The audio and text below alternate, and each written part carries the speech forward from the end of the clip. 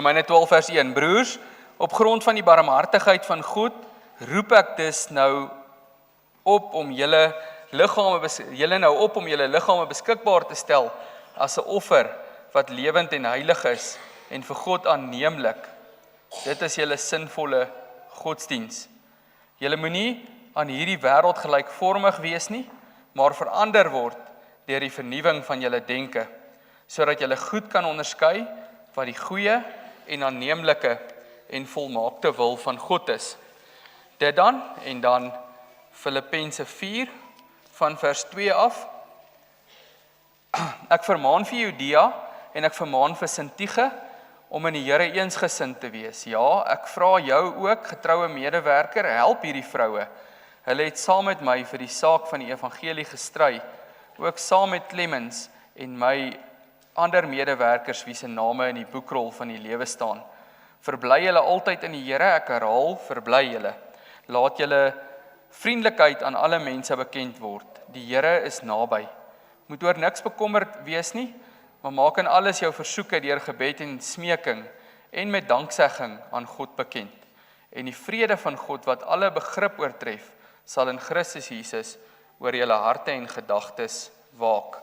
Verder broers, alles wat waar is, alles wat eerbaar is, alles wat reg is, alles wat rein is, alles wat lieflik is, alles wat lof verdien, ja, watter deeg of prysenswaardige saak daar ook mag wees, rig julle gedagtes daarop. Wat julle van my geleer en ontvang en gehoor en in my gesien het, hou aan om dit te doen. En die God van vrede sal met julle wees. Tot sover. Ons fokusgedeelte is eintlik op die gedagte van Romeine 12 in vers 2 waar die Here sê, laat God julle verander deur julle denke nie te maak. En julle sal onthou, ons sal weer vinnig in die preek daarna verwys, die woord in die Grieks, daar is die woord metamorfei.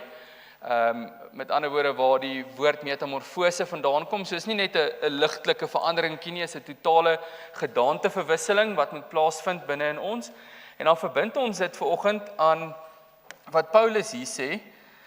Verder broers, alles wat waar is, alles wat eerbaar is, alles wat reg is, alles wat rein is, alles wat lieflik is, alles wat lof verdien, watter deeg of prysenswaardige saak daar ook mag wees, rig julle gedagtes daarop.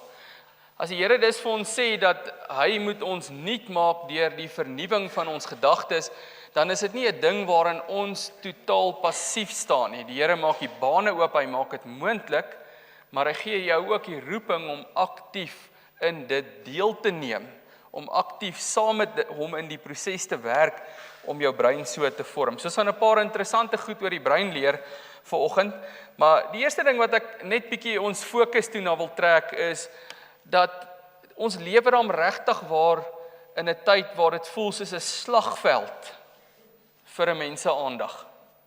As jy jouself moet verdeel tussen wat hierdie persoon van jou verwag en wat jou skedules sê jy moet doen en hierdie verantwoordelikhede wat jy moet nakom en hierdie of daardie ding, alles baklei vir jou oë, vir jou ore, vir jou aandag, vir jou gedagtes, sosiale media, nuus, reëls, bekommernisse oor die toekoms, oorloë wat aangaan, die dieselprys wat maak dat ons gaan moet begin kerk toe loop, lyk dit my. Daar's klomp verskriklike goed wat in ons lewens aangaan, moeilike goed wat aangaan, en dan hierdie gedruk in ons lewe van die gejaagdheid van alles moet klaarkom. Ons lewe regtig in 'n tyd waar die mens gewoond geraak het aan instant gratification. En dit beteken alles moet vir ons nou gebeur. Ek soek nou die antwoorde, ek soek nou verandering, ek soek nou vernuwing. Maar die Here leer dat vernuwing en verandering in ons lewe gebeur deur 'n proses. En dis 'n langdurige proses en dis 'n proses wat hy jou geskaap het om te kan doen. Dis baie interessant as 'n mens gaan kyk na hoe die mens se brein werk, en waar waar die nuuskierigheid hiervoor geprikkel is so 'n paar weke gelede en het ek en Dorel Weideman oor emosies 'n Bybelstudie gedoen vir Dust. En toe het ek 'n baie interessante artikel gelees wat deur 'n dokter geskryf is, 'n neurowetenskaplike wat ook al hy is, en waar hy verduidelik hoe kinders se prefrontale korteks werk en hoe dit groei. En hoe 'n kind, en ons gaan nou 'n bietjie meer daaroor verstaan, eintlik 'n baie ooraktiewe limbiese stelsel het. So dit veroorsaak dat kinders baie meer emosioneel is of totaal afsny of over the board gaan. Die probleem in jou limbiese stelsel is daar's 'n klein deeltjie van jou brein, hulle noem dit 'n amygdala, as ek dit reg uitspreek, is iemand wat weet hoe om daai woord uit, amygdala. Nou, soos ek verstaan van hierdie artikels wat ek gelees het, is daai ding soos 'n rookalarm in jou brein. Maar hy gaan af as daar een of ander gevaar is of bekommernis of jy 'n situasie oordink. En dan klink dit vir my die ding is nou nog 'n harde kop. Hy wil nie afgaan weer hy gaan af maak sy reën is, maar hy wil nie meer sy mond hou nie. Hy gaan aan. En dan sit hy jou liggaam in overdrive of jou brein en 'n ander deel van jou brein, jou hypothalamus word geaktiveer. Dis hoekom mense spierstyftrekkings kry, hoekom jou lippe kan doodgaan as jy op jou senuwees is, jou spiere span saam, jou hartklop versnel, klomp verskillende goed gebeur, maar die twee groot goed wat gebeur is jou liggaam skei adrenalien en kortisol af. En dit maak dat jy in totale overdrive gaan. En terwyl al hierdie goed in jou brein en jou lyf en alles aangaan, dan sê die amygdala hier aan jou agterkop nog besig om soos 'n mal mens rond te hardloop en te sê die hele plek brand af. En jy's so vol adrenalien, jy kan 'n leeu veg, maar daar storm 'n muis op jou af. Soos eintlik hoe spanning in ons lewe baie keer werk en hoe ons breine werk. Jy gaan in 'n totale alert mode in, selfs vir iets kleins. Nou sê die Here vir ons in hierdie gedeelte, wag, kalmeer net 'n bietjie en besluit hoe jy goed gaan toelaat om in jou brein in te kom en hoe jy daaroor gaan dink. Nog 'n interessante ding in hierdie goeters is dat tot in jou vroeë volwasse jare ontwikkel jou prefrontale korteks, jou prefrontale korteks. En ouers, dit sit 'n geweldige groot verantwoordelikheid op ons. Ek het eintlik 'n prentjie oor al die gemaak. Vergeet of van hom. Dit sit 'n geweldige groot verantwoordelikheid op ons. Wie van julle het al gehoord van die woord neuroplasticity? Neuroplastisiteit. Met ander woorde, dis die Here wat jou brein so gemaak het met die vermoë om altyd te bly ontwikkel. Neurobane koppel aan mekaar en sê hierdie patroon of hierdie baan werk en dit raak deel van jou aksies. Iemand se vermoë om te rehabiliteer, iemand se vermoë om verandering in hulle lewe te bring, is alles deur nuwe neuroreseptors wat geaktiveer word en bane vorm, paadjies maak binne in jou brein. Jou vermoë om 'n instrument te leer speel, is presies dit. Dit maak paadjies in jou brein en dit ontwikkel. En gereeld sien ek op sosiale media, dan sal een of ander dokter wat sê neurowetenskaplikes het hierdie nuwe baanbrekende uitvinding gemaak. Die mens se brein kan hergeprogrammeer word om die volgende te doen. En arme ou Paulus sit daar 2000 jaar terug in 'n tronk iewers, met geen tegnologie nie, en hy sê daai goed al vir ons toe. Want dis presies wat in hierdie gedeeltes vir ons gesê word. Paulus beroep hom op die neuroplastisiteit van die mens se brein, om te sê, dit wat jy toelaat om bane te vorm in jou brein, is presies hoe jou lewe gaan lyk. Die ou mense gesê wat die hart van vol is, loop die mond van oor, maar wat die brein van vol is, loop die lewe van oor. En so sien ons ook dat baie keer ons bekommernisse, daai rookalarmpie wat afgaan, al die hormone wat afgeskei word binne in jou liggaam, is ook omdat ons verkeerde denke te veel aandag en tyd in ons lewe gee. Sê, al die moeilik in jou lewe, maak dit aan die Here bekend. Met ander woorde, leer jouself om 'n pad te stap, of om maniere te kry, waar jy so dink oor bedreigings en oor uitdagings en oor moeilikhede, dat jy dit vir die Here gee, en jou op hom beroep, sodat jy ook op 'n nuwe manier kan reageer, wanneer hierdie situasies, wat gewoonlik angs, of wat ook al by jou sou opbring, in jou lewe sou inkom. Die Engelse mense noem dit trained responses. Om jou brein so op te lei, dat hy 'n reaksie het vir goed wat inkom. Dat jy met jou prefrontale korteks goeters invat, dis 'n mooi siffie wat die Here vir ons gegee het. En mooi uitsort, en gaan pak in die lertjies waar dit hoort, en daai amygdala net nie 'n kans gee om af te gaan nie, want as hy afgaan, dan raak alsmal. Okay, so kom ons kyk die pad wat Paulus hier met ons stap. Hy sê dat hierdie trained response wat mense in hulle wat deur jou brein veroorsaak kan word deur jou wat fokus op sekere goeters, moet ook in jou geloofslewe gebeur. Dis presies wat Romeine 12 vers 2 gesê het. Laat God julle wesenlik verander, nie laat God 'n paar nice aanpassings in jou lewe maak nie. Laat God jou wesenlik verander deur hoe jy dink nuut te maak. Dis wat hy daar sê. Die Here sal jou hele lewe regtig waar aanpas en vir die goeie transformeer. Soos 'n risper wat 'n skoenlapper word. Vir die van julle wat dit nog nie weet nie. Dis vir ons kerk se embleem vandaan kom. Dis ons kerk se frasietjie die. Dis iets wat God doen. Dis iets wat God moontlik maak en hy lei vir Paulus so nog voor al hierdie slim wetenskaplik is 2000 jaar terug om vir ons van hierdie goed te vertel en hoe die brein werk te vertel deur die Heilige Gees. Maar die Here werk nêrens so dat hy sê jy kan nou lekker op 'n rusbank gaan sit en ek gaan vir jou 'n nuwe brein ingooi en jy gaan heeltemal nuut dink en jy gaan alles op die regte manier doen. Of ek maak jou heilig en as jy nou verder gaan in die lewe gaan jy alles net mooi heilig doen nie. Die Here sê dis 'n proses en die gereformeerde teologie praat ons van daai proses die pad van heiligmaking en dis 'n pad waarin jy jou gedagtes so moet ontwikkel om nie gelykvormig te word aan die wêreld nie. Want wat doen die wêreld met jou en jy kom dit nie eers agter nie. Die wêreld druk en giet en squash en squeeze ons in vorms in om op 'n sekere manier te wees, sekere wêreldstandaarde aan te voldoen en dis die manier om te wees. Weet jy hoe hard is die wêreld en die sondigheid van die wêreldse mens besig om dit met jou kind te doen? Nou is die teenvraag, hoe hard is ek besig om dit teen te werk?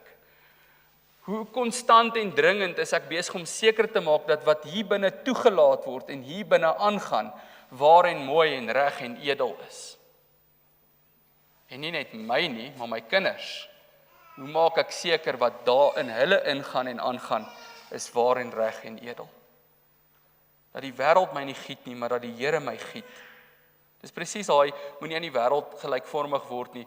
Die beeld wat dit gebruik is soos 'n giet waarin jy plastiek of beton of iets ingooi om 'n vorm mee te maak. En die Here sê vir ons hier, dit begin by hoe jy dink. Filippense 4 wys vir ons presies hoe lyk hierdie oorlog vir jou aandag in praktyk. Paulus begin nie eers by dink reg nie. Hy gaan nie dadelik sin toe nie. Hy begin eers by 'n konflik. Judea en Sintige, nie twee stout tannies nie, twee goeie vrouens wat se name in die lewensboek of die boekrol van die lewe staan, met ander woorde, dis vrouens wat waarlik disippels is van Jesus, die Here dien, die Here verheerlik in hulle diens aan hom. Hierdie vrouens fight met mekaar. Klink nie vreemd nie. Dis nogal 'n ding wat gebeur, maar Paulus spreek dit aan. Hy sê, waarom hierdie rusie? Waarom hierdie konflik tussen julle? Verander die manier wat julle dink. Selfs in dit gaan daar vrede kom. Dit wys vir ons iets belangrik. Die probleem is nie net by gedrag nie, maar wat ons toelaat om te vorm hoe ons oor goed dink. En dis nogal 'n groot probleem onder gelowiges, want party van of ons almal dink maar anders oor sekere goeters, is dit nie? En nou wil ons dit op mekaar afgiet. Maar wat roep die Here ons om op mekaar af te giet? Alles wat waar, eerbaar, reg, rein en lieflik is. Die inhoud van God se woord. Dis wat ons op mekaar moet projekteer. Dis waarvoor ons saam beywer. So stop nou hierdie onderlinge gevegte, sê hy vir Sintige en Judea, en fokus weer met julle denke en julle gedagtes op wat belangrik is. Nou beweeg hy na die hele angstigheid van die mens. Moet oor niks besorgd wees nie. Die Paulus wat baie keer in sy lewe gebrek gelei het. Hy skryf in hierdie boek, ek het geweet wat dit is om te veel te hê en ek het geweet wat dit is om honger te ly. So hy het genoeg rede in sy lewe gehad om baie keer baie angstig te raak. Hy sê moenie oor enigiets besorgd wees nie. Hy sê letterlik hou op om so te worry en fokus jou op dit wat die Here jou roep om te fokus. Dis een groot probleem van ons as mense en iets waar ons onsself so groot skade doen. Ons wil so kontempleer en so worry en besorgd wees met die dinge wat in God se hande is. Asof ons daar 'n verskil kan maak. Asof jy die Here kan motiveer om jou lewensbaan anders vir jou te baan. Sê daarom moenie besorgd wees nie, Maak ons nie onverantwoordelik nie. Daar's 'n ding wat ek altyd sê, julle weet dit, in geloof, you can't lean on a shovel and pray for a hole. Jy moet die graaf vat en grou. Jy moet werk in jou geloof, jy moet heiligmakingspad stap. Maar moenie besorgd wees oor dit wat nie by jou hoort nie, wat die Here se ding is. Sê raak rustig en gee dit vir die Here en leer jou gedagtes. Dit is wat hy sê. Hy eindig met wat 'n prysenswaardige saak, daarop moet julle julle gedagtes toespits. Rig jou gedagtes daarop. Maak 'n trained response in jou kop vir jouself om te sê ek gee hierdie goed vir die Here. Ek leef hierdie lewe vir die Here. Daarom sê hy vir ons, dink niet en leef niet. Hy sê alles is deur gebed en smeking met danksegging. Met ander woorde, jy vervang 'n ou denkpatroon van my en goed met die Here, die Here, die Here. En jy vat daardie energie van bekommernis en wêreldse dinge en jy rig dit op die Here. En dan kom die belofte wat die Here vir ons gee en die vrede van God sal in jou harte en gedagtes die waak hou. En dit is so mooi dat die woord in die Grieks hier wat sê bewaar of waak hou, is letterlik die woord wat gebruik is vir 'n wagter wat voor 'n stad staan en sê ek sal hierdie stad oppas met my lewe. So staan die Here voor jou lewe en sê ek sal hierdie lewe oppas met my lewe, en hy het dit gedoen toe Jesus vir ons sy lewe gegee het aan die kruis. Maar nou moet ons ook die roeping hier besef, dat as jy nie bewaar wat hier binne in aangaan nie, hoe gaan jy ooit beheer kry oor wat hierdie goed doen, of oor wat die ding sê, of oor hoe hierdie oë kyk, of na wat hierdie ore luister, as ons nie kontroleer en bewaar wat hier aangaan nie. So waar kry ek die nuut?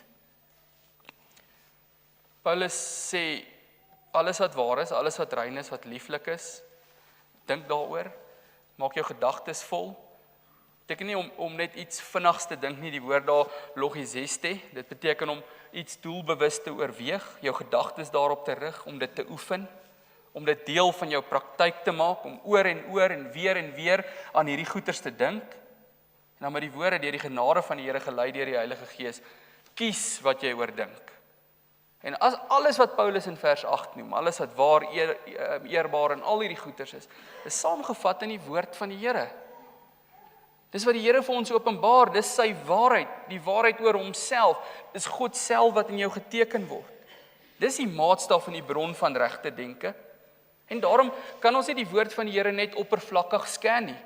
Want ons het mos nou vir mekaar gesê, maar julle, ek wil regkry wat hier binne in aangaan, sodat ek kan regkry wat hierdie goed doen en hoe hierdie oë kyk.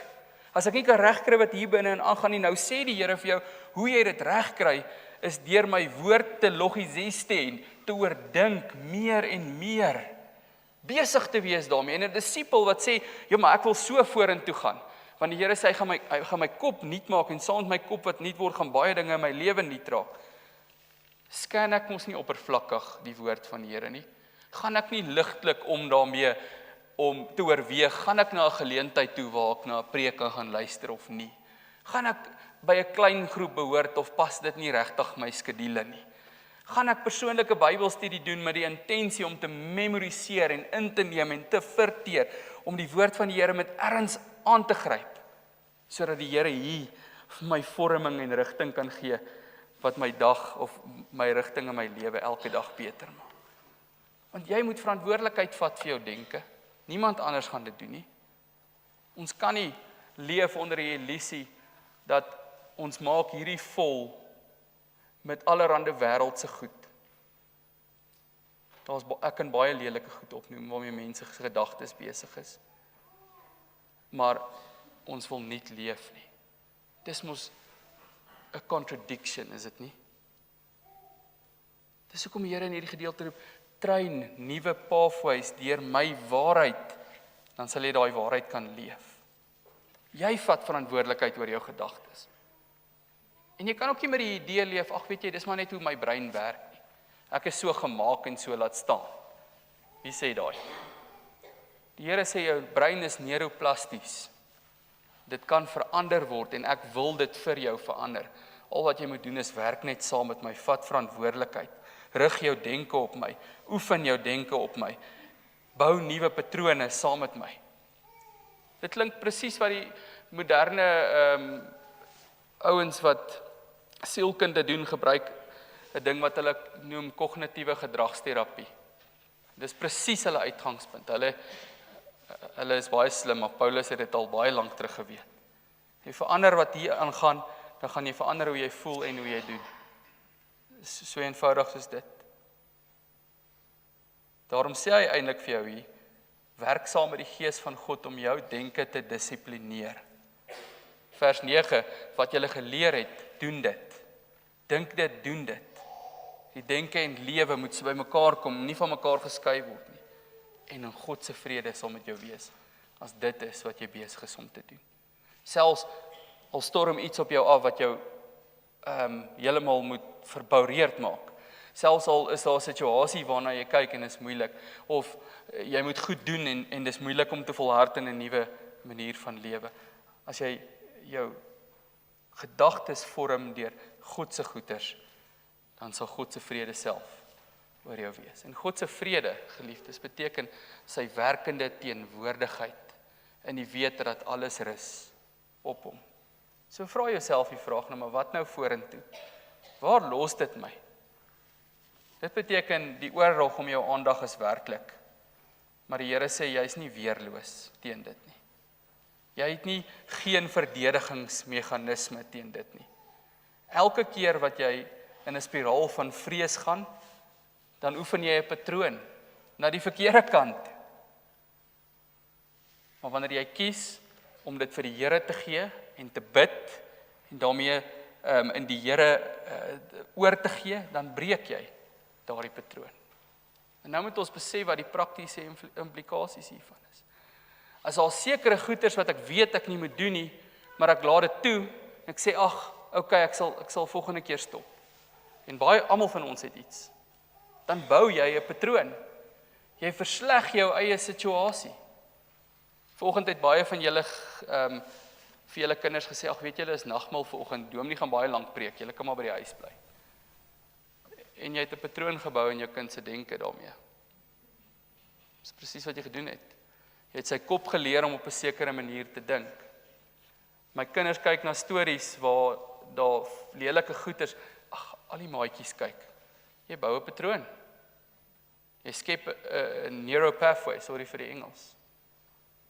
Of ek kan hierdie of daardie ding maar aanhou doen, dis nie so erg nie. Jy bou 'n patroon en die Here roep ons vanoggend eintlik om een ding te doen en te sê breek. Breek die patrone in jou lewe wat jou lei na die dinge wat weg van die Here is. En begin bou op die fondasie van nabyheid met God.